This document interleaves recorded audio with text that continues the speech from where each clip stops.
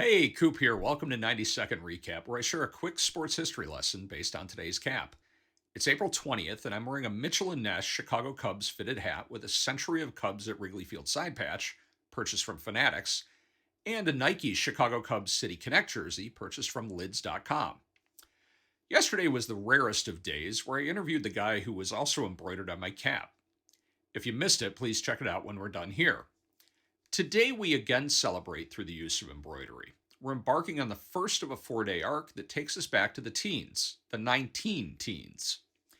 On this date, in 1916, the Cubs played their first game at Weeghman Park, what we now know as Wrigley Field. It's interesting to think that if old Charlie hadn't overextended himself between his ball club and his lunch counter business, this jersey might say Weeghmanville, and we might be talking about catching a game at Weeghman instead of at Wrigley. I'll say this about the Cubs owner: the guy knew how to throw a party. The parade that started in Grant Park and made its way up Clark Street to the yard had so much pomp and circumstance that first pitch had to be delayed by 15 minutes.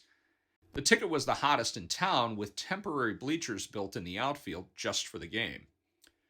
Most importantly, the Cubs came back with two in the eighth and one in the ninth to tie it before walking it off on a Vic Sire line single in the 11th, sending the nearly 20,000 fans home deliriously happy.